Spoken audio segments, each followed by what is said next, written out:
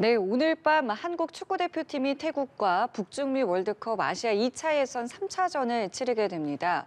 태국전을 하루 앞둔 어제 이강인과 손흥민 그리고 황선홍 감독은 기자회견을 통해서 지난 아시안컵 논란에 대한 입장을 밝히면서 오늘 경기를 원팀으로 경기할 것이다라고 결의를 다졌습니다. 네, 한편 사상 처음으로 한국에서 열린 메이저리그 개막전에서 오타니 쇼헤이의 활약으로 LA 다저스가 역사적인 서울 시리즈 개막전의 승자가 됐는데요.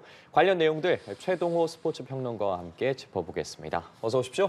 예, 안녕하세요. 네, 안녕하십니까. 네, 안녕하십니까. 자, 야구계 새로운 역사 한 페이지가 또 쓰여졌습니다. 어제 우리나라에서 메이저리그의 개막전이 열렸는데 사실 100년이 넘는 메이저리그 역사를 지켜봐도 해외에서 이렇게 개막전을 하는 경우가 많지는 않았거든요. 많지는 않았죠. 메이저리그가 해외에서 개막전을 개최했던 것은 우리가 5번째입니다. 자, 일본 도쿄, 호주 시드니 등에서 개막전이 열렸고요. 우리가 이제 아시아에서는 일본에 의해서 2번째인데 그만큼 이제 이 야구를 축구와 비교를 해보면 네. 똑같이 우리나라에서는 대표적인 인기 종목인데 축구는 전 세계적인 종목이잖아요. 월드컵이 한번 열리게 되면 온 지구촌이 들썩이게 그쵸. 되고, 근데 야구는 축구에 비해서 글로벌하지는 못하죠. 그래서 이제 그 몇몇 이 대륙에서 인기를 얻고 있는데 메이저리그 최대의 목표가 야구의 글로벌화. 최대의 그 시장 확대이거든요. 예. 그 메이저리그 입장에서 보면은 뭐 우리나라가 가장 큰 그 중요한 시장 중에 한 국가이기 때문에 한국에서의 시장 확대를 위해서 이번에 드디어 서울에서도 메이저리그 개막전을 개최했다 이렇게 볼 수 있습니다. 예, 워낙 이제 말씀하신 것처럼 관심이 뜨거웠고 그만큼 이제 시구는 또 누가 할까 이 부분도 관심이었는데 어제 박찬호 선수가 나왔어요. 근데 참 인상 깊었던 게 유니폼이 이제 반반이었단 말이에요. 특별한 의미가 또 있었죠. 특별한 의미가 있었죠. 이 박찬호가 뭐 살아있는 우리 한국 야구의 전설임을 다시 한번 확인해줬거든요. 예. 말씀해주신 대로 이 개막전이 그 다저스와 샌디에이고인데 박찬호는 시구할 때 이 두 팀이 반반씩 섞인 이 유니폼을 착용을 했죠. 자, 그러면서 한마디를 했습니다. 다저스는 나의 첫사랑 같고 샌디에이고는 나의 아내 같다. 예. 이렇게 얘기를 했는데 다저스에서 메이저리그의 꿈을 키웠죠. 다저스에서 성장을 했고요. 그리고 FA로 나오고 난 뒤에 이제 파드리스에서 선수 생활을 이어가기도 했는데 다저스는 우리 야구 팬들에게 메이저리그 30개 팀 중에서 어느 팀을 가장 좋아하냐고 물어보면 다저스를 얘기할 거예요. 친근하죠. 예, 그만큼 친숙하죠. 박찬호로부터 시작을 해서 류현진까지 이 많은 우리 선수들이 다저스에서 뛰기도 했습니다. 이런 이제 특별한 인연을 갖고 있는 이 박찬호 선수가 어제 이 시구자로 나왔고요. 그 공을 받은 선수가 또 김하성 선수였다는 점에서 굉장히 반갑기도 한데 예. 한마디로 어제 경기는 또 다른 의미로 보면은 메이저리그 동문회 같았어요.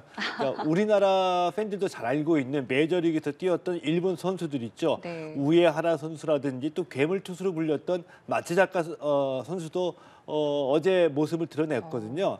이런 면으로 봐서 메이저리그 동문회다 이렇게 표현할 수도 있을 것 같습니다. 예, 박찬호 선수 시구 장면 보면 또 눈길이 끌었던 게 이 글러브였거든요. 30년 전 메이저리그에서 이제 데뷔했을 때 썼던 글러브를 가지고 와서 시구를 또 했다고 하더라고요. 예. 구속은 약간 느려진 것 같은데 실력은 여전히 그대로인 것 같았어요. 어떻게 보셨어요? 실력은 여전히 그대로였던 것 같다는 얘기가 후하게 평가를 해주신 거죠.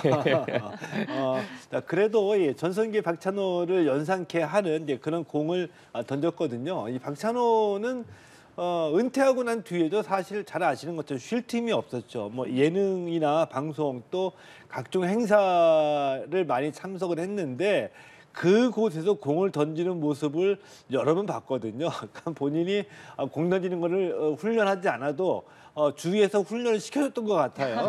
그 글러브만 보더라도 이제 본인이 예. 그 박물관을 운영을 하거든요. 여기에 자기가 애지중지 모셔놨던 그 글러브를 다시 가지고 온 건데 네, 그만큼 박찬호와 또 박찬호가 사용했던 30년 전에 글러브가 등장했다는 것이 메이저리그 경기 한 번 여는데 그동안에 이 쌓였던 한국 야구의 어떤 그 역사와 스토리가 쭉 한꺼번에 풀어 헤쳐진 그런 느낌이었습니다. 예, 그렇게 뭐 관심도 많고 의미도 있었던 경기였는데 사실은 개막 전에 그 테러 협박 소동이 좀 있었잖아요. 요건 어떻게 좀 정리가 됐나요? 다행히도 무사하게 치러졌거든요. 근데 예. 그 테러 협박을 했던 그 분은 과거에도 수차례 테러 협박을 했던 이 전문범이었다고 합니다. 일본에서 메일로 발신된 이 협박 메일이 우리 이 캐나다에 있는 토론토 주재 우리 총영사관으로 수신이 됐고요. 네. 그래서 우리 총영사관이 경찰에 신고를 해서 어제 사실은 보이지 않는 곳에서 이 경찰 관계자들의 팽팽한 긴장감 속에서 개막전이 치러졌거든요. 네. 경기 시작하기 전에 안전 검색을 했고요. 경기 진행 중에도 긴장의 끈을 놓치지 않았는데 다행히도 별다른 사건 사고 없이 어제 메이저리그 개막전이 무사히 치러졌습니다. 예. 그리고 또 눈여겨볼 게 뭐 김하성 선수 등 우리 야구계 스타들의 모습도 관심을 끌었지만 또 많은 분들이 기대했던 게 LA 다저스로 이적한 이 오타니 쇼헤이 아니겠습니까? 예. 실제 경기에 직접 나섰는데 저도 TV로 경기를 봤는데 8회 적시타를 뽑아내는 등 활약도 했고 또 약간의 보네드 플레이, 주루 플레이 아쉬운 부분도 있었는데 관중들이 정말 엄청나게 환호를 했거든요. 예. 첫 경기 어떻게 평가하십니까? 보통 인기 절정에 계신 분들이 보통 이렇게 표현을 하죠. 내가 손짓 하나, 발짓 하나만 해도 그냥 빵빵 터진다. 근데 어제 이 경기 보니까 오타니 쇼헤이 선수의 이 관중들이 오타니 쇼헤이 선수의 몸짓 하나하나를 그냥 놓치지 않고 다 쫓아다니는 것 같아요. 그냥 예. 함성이 계속 터졌죠. 시범 경기 때에 그러니까 그 전에 우리 팀하고 연습 경기 할 때에 오타석에 등장해서 안타가 없었거든요. 네. 걱정할 거 없다. 다들 자기 조절하면서 연습 경기하는 거기 때문에 공식 경기 들어가면 달라질 거라고 했는데 어제는 오타수 2안타였고요. 거기다가 키가 굉장히 큰 선수임에도 불구하고 도루까지 하나 기록을 했죠. 다저스 역전승의 그 주역다운 그런 이제 활약을 보여줬는데 실수도 보여줬습니다. 말씀하신 대로 룰을 밟지 않고 지나갔다 다시 와서 이제 아웃되는 일도 있었고요. 오타니 선수의 인기가 얼마나 대단했는지 또 어제 경기를 보더라도 LA 다저스에서 오타니 선수가 얼마나 그 중심적인 역할을 할 수 있는지 알 수가 있었고요. 이렇게 되면 결론적으로 딱 하나죠. LA 다저스가 이제 올해 그 메이저리그 우승에 도전하거든요. LA 다저스 우승 도전 그리고 LA 다저스의 올해 이 성적의 중심에는 바로 오타니 쇼헤이 선수가 있다라는 걸 알 수 있습니다. 오타니 선수가 이렇게 많은 인기를 받는 이유, 당연히 실력적인 부분도 있고 인성도 많이 거론이 되고 개인적으로는 어떻게 좀 평가를 하세요? 일단 믿기지 않는 선수죠. 그러니까 지난해 이 투수로 나와서 10승을 거뒀고요. 네. 타자로 나서 홈런이 41개였습니다. 홈런 41개면은 아메리칸 리그 1위였었는데 대단한 활약이죠. 간단하게 말씀드려가지고 투수로 나와가지고 승리 투수가 되고 난 뒤에 그 다음 경기에 타자로 나와가지고 홈런 치고 이런 활약이다 보니까 안 좋아할 수가 없죠. 관심 갖고 지켜봤는데 이 얼굴도 선한 그런 굉장히 그런 표정이고요. 예. 미담도 굉장히 많아요. 손흥민 선수도 그라운드에서 하나 주워도 이게 기사가 되는데 오타니 선수도 그라운드에서 쓰레기 주우니까 굉장히 그런 그 선한 영향력을 발휘하고요. 그리고 결혼했다고 하는데 그의 또 부인이 와가지고 VIP석에 앉지 않고 5만 원짜리라고 알려진 그 핸드백 들고서 일반석에 앉아가지고 이런 이 수수하고 소박한 모습들 전부 다 그러니까 안 좋아할 수가 없고요. 이번에 한국에 오기 전에 이제 처음으로 자기의 그 부인을 공개를 했거든요. 이렇게 되면서 한국에서도 오타니 선수의 팬들이 폭발했는데 아마 이번 경기가 이 서울에서의 개막전 그리고 개막전을 중심으로 한 오타니의 또 서울에서 이런 행보가 오타니 선수의 또 그 인기 폭발에도 또 다른 새로운 또 영향을 줬다 이렇게 볼 수 있겠죠. 예.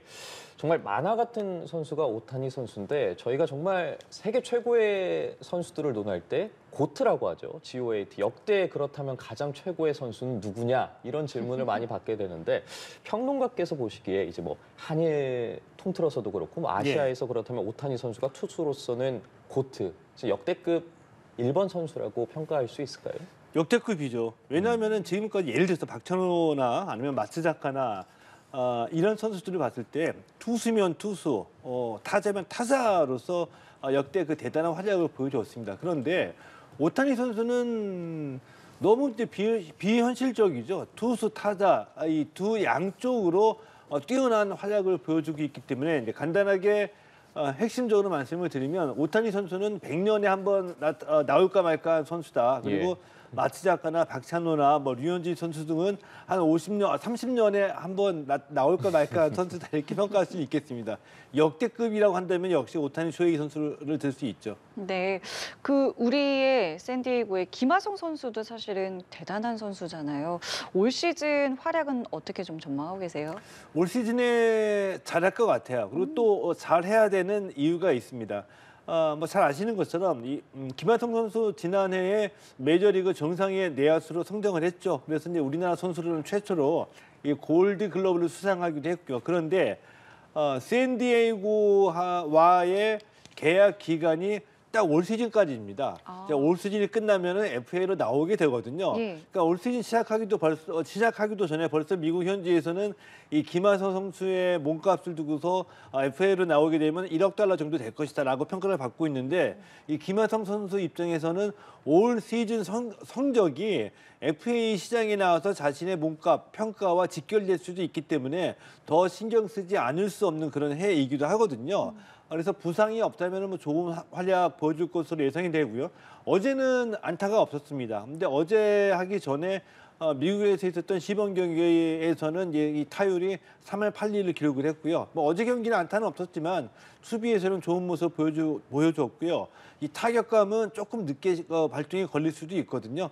김하성 선수 올 시즌에도 좋은 활약 보여줄 것을 의심하지 않습니다. 예, 알겠습니다. 자, 이번 주에 스포츠 팬들 정말 반가운 소식들 많아요. 또 오늘은 축구 경기가 열리는데 이번엔 좀 축구 이야기 좀 해보도록 하겠습니다. 우리 대표팀이 오늘 밤에 이제 태국과의 북중미 월드컵 2차 예선을 치르는데 자, 그에 앞서서 참 이야기도 많고 우여곡절도 많았어요. 우리 대표팀 최근에. 특히나 이강인 선수가 어제 기자회견을 하면서 이 하극상, 소위 하극상 논란에 대해서 입장을 밝히면서 사과를 했거든요. 어떻게 보셨어요?